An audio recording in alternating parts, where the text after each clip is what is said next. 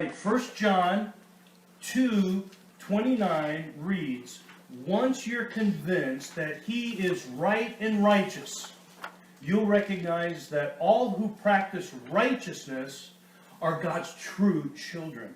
So we're going to learn a little bit more about how to practice righteousness today. From our last session, you learned that everything rises, falls on relationships. There are 4 key relationships of life that you have to have right in order to thrive. You have to have the right relationship with God, with others, with self, and with the earth. You know that the first relationship that you need to be righted is your relationship with God. Because of the sacrifice that Jesus made, you can choose to be reconciled to God. Acknowledge, believe, commit, and ask. And once you are reconciled to God, you are empowered to set all your other relationships right. So I encourage you, I implore you, I admonish you, I want you to have a right relationship with God. So visit with Him, talk to Him, see what He has to say to you, explore it yourself, get into that. Excuse me.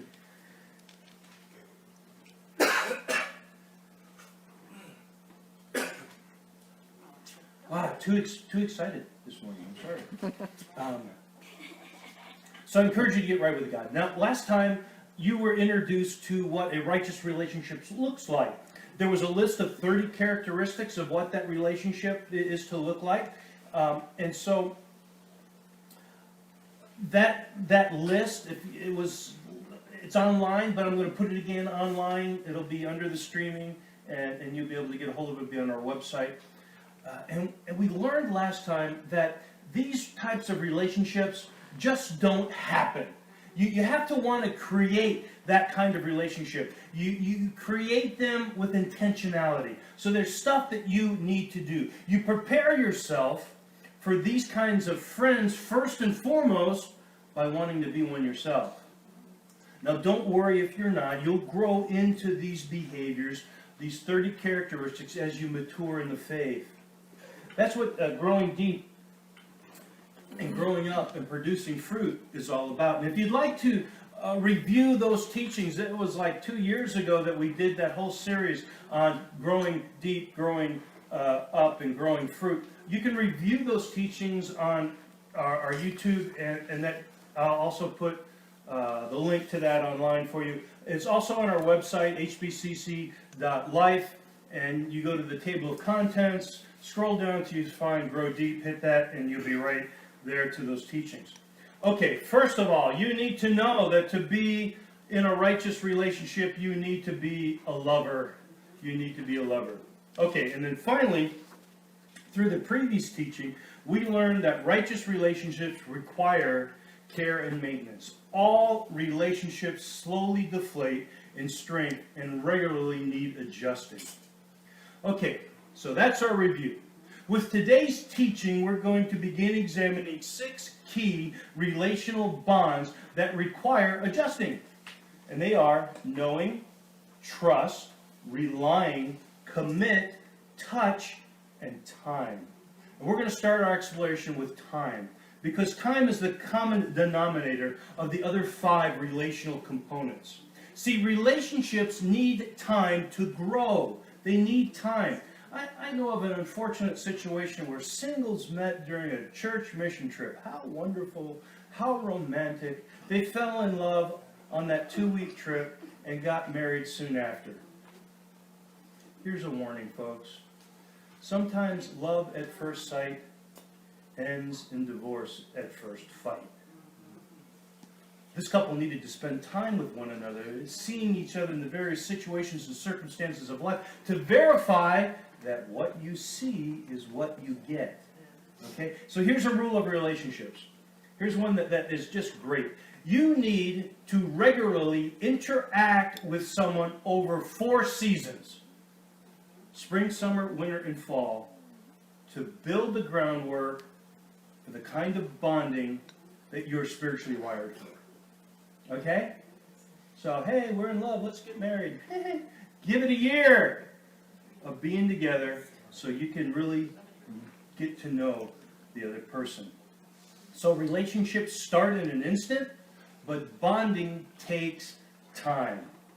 You see, you usually don't see a person's flaws at first. It's only after time that reveals if a lasting bond is going to occur. Okay, no. There's a difference between knowing about and knowing them personally. I mean, Wikipedia could give you all kinds of information about some celebrity. Knowing about someone it's an important step. It's important in getting to know them personally. But when you know a person personally, you know their motives. You know their likes, their dislikes. You know what they're passionate about. You know what to expect from them. And getting to know someone, guess what? Takes experiencing life together. Otherwise, it's really all superficial encounters. It really is. With each of us, we put on our best selves for public display. We try to anyway. We don't like anybody to... You know what? The public persona of Robin Williams hid a human being suffering from depression.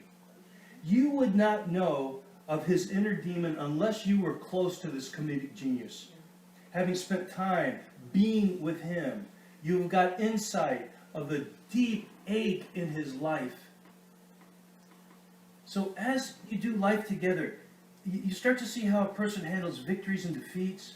You start to see how they'll handle a promotion or a setback, elation and heartbreak. So you start to experientially know someone. You see their character. And when you start to see their character, if it's appealing to you, you want to know the soul. And it takes time to know someone. As you gain ideas of this person, what they're about, who they are, all over time, you learn to start to trust each other. This is not a one-way relationship. This is two ways. It's got to go both ways.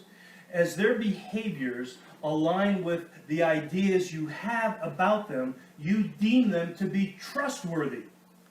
And trust is earned. And it's earned over time.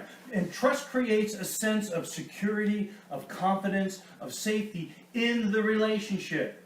When you trust someone, you know that your heart is safe in their hands. You do. You know that you can be you. No games, no posing, but rather you can be real. And in being real, you're vulnerable. And this kind of openness is hard won because we've learned that if we're vulnerable, we can get hurt. And so we're naturally cautious. We're naturally cautious because all of us have been hurt. But as trust grows, trust kills that kind of fear. Confidences are not betrayed. Manipulation doesn't occur. Transparency becomes the norm. Honesty becomes the norm. Mutual respect becomes the norm. Now, over time, your knowledge and trust in the other convince you that this person can be relied upon. You learn that they will do what they say, that they have integrity. You discover that you're for each other, that you can count on one another. Stephen Daniels, in his book, Weeds in the Garden of Love, he wrote this: "A good friend will help you move, but a true friend will help you move a body."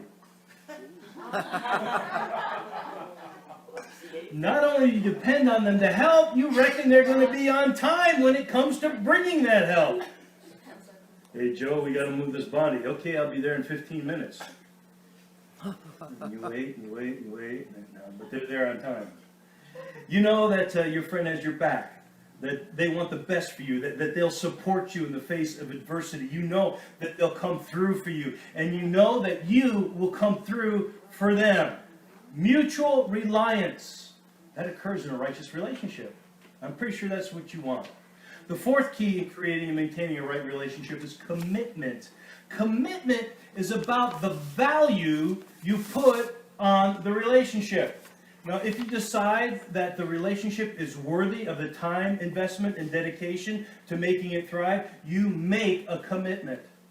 See, a commitment gives the relationship a priority. The relationship is now important enough to both of you that you're willing to sacrifice your wants and desires to meet the needs of your friend. So, with commitment, there's loyalty and a determination to stick together through the good times and the bad.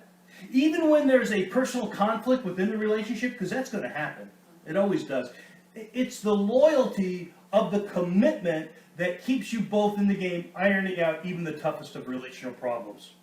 See, basically you don't give up on one another. You just don't. Key relational bond number 5 is touch. Or you can think of touch as proximity. We spend time together, right?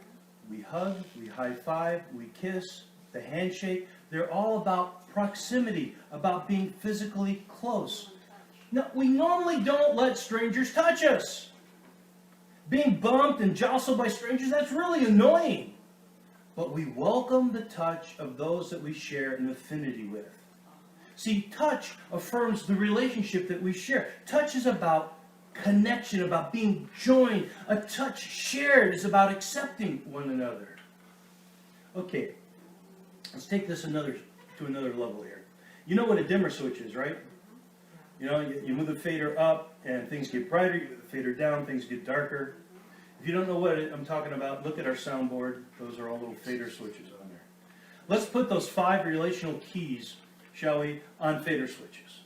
Now in your bulletin, and again, Live to Learn Online, you'll see such a diagram. Vicki put it up on board for us right there. That's a diagram. Know, trust, rely, commit, touch. And you see where the faders are. You push the faders all the way up, and it's the best you possibly can be. Let's look at what the best possibly could be. Like maybe a 10 on the no fader would look like Psalm 139, where the psalmist writes, "O Lord, you have searched me and you know me. You know when I sit, when I rise. You perceive my thoughts from afar. You discern my going out and my lying down. You're familiar with all my ways. Before a word is on my tongue, you know it completely, O Lord." Do you know somebody that well? I know what you're going to say. You only do that after spending time with somebody. A 10 on the trust fader would be like Psalm 89:33, where the psalmist writes, "I will not take my love from him, nor will I betray my faithfulness." A 10 on the rely fader might be like Isaiah 41:13, "For I am the Lord your God, who upholds your right hand, who says to you, do not fear, I will help you." A 10 on the commitment fader could be like John 15:13, where it says, "Greater love has no one than this, that he laid down his life for his friends." And maybe on the touch fader, it would be kind of like Luke 15:19, where the father sees the son coming. But while he was still a long way off, his father saw him, and filled with compassion for him, he ran to his son. He threw his arms around him and kissed him. Those are examples of some extremely high 10s. But hopefully you get the idea, okay? So what I want you to do is quickly think of someone. Think of someone. How well do you know this person? Do they rate a 10 or a 0? Or somewhere in between? How much do you trust this person? How much do you rely on this person? How committed are you to this person? How comfortable are you with this person touching you? You got that person in mind? No, you move your faders. Move your faders.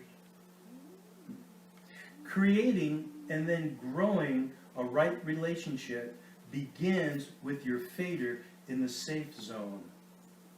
Okay, Vicki, can you show us that first diagram again?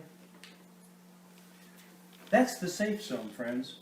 Trust will be the highest, or no will be the highest, then trust, and so forth, with touch being the lowest. Good relationships will start with a no fader being on a 1, and then over time move up the scale towards a 10.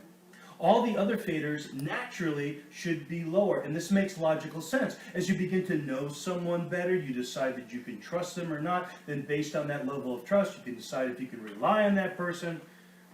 And if the first 3 faders are high enough, well, you can make a commitment to the relationship. And touch validates all the other 4 faders. The idea here is not to allow the level of one relationship bond to exceed any to the left of the diagram. Okay? For example, let's take a look at this diagram. Vicki, see what we have here? Know, trust, rely, and commit. They're extremely low. And touch, extremely high. My prediction this relationship most likely is headed for a bad ending first thing in the morning. It won't work. If commitment is the highest, then you're in a one-sided relationship. If rely is the highest, then you're in a dependent relationship. If trust is the highest, you're going to eventually get hurt. Now, no can be the highest, and all the others low, with touch, fader being, I wouldn't spit on you if you're on fire. That's possible. That can be the highest, and all the other ones be terrible. Well, so this is our introduction to this, and we're going to talk about more of these interactions next time. But in our teaching today, we learned that over time, 5 relationship bonds grow righteous relationships. Okay, here's your review. We begin with knowing someone. Over time, that knowledge allows us to trust this person. Trust convinces us that our friend can be counted on, relied upon. They will come through. Multiple experiences of positive reliance makes this a relationship that you want to thrive. So there's a commitment that you make to do so. And touch is a method of validation of the relationship. So we know about the safe zone. The idea is that the bond to the left is more mature than the bond to the right. And so now you have 2 incredible tools. You know the 30 characteristics of a righteous relationship, and you know the 5 relational bonds that deepen over time. Have you made the connection, just out of curiosity, that righteous relationships are all about being a lover? It's that simple. You don't have to memorize them, the 30 characteristics. You don't have to memorize this relational chart. No, just be a lover. And the Holy Spirit will help you do that. 1 John 4:7-8. My beloved friends, let us continue to love each other, since love comes from God. Everyone who loves is born of God and experiences a relationship with God. The person who refuses to love doesn't know the first thing about God. Can I stop right there just a second? The person who refuses to love, no matter if they're standing behind the pulpit preaching, no matter if they're behind the mic teaching the Word of God, if they are not lovers, they don't know God. Don't be fooled by religious con people. Okay? Okay, don't. The person that refuses to love doesn't know the first thing about God. Our prejudices, our labeling, our separation, those things aren't love. They're not. They're not being a lover. And when we're caught up in that trap, we don't know the first thing about God, because God is love. So you can't know Him if you don't love. Put that into practice, even this week. Be a lover.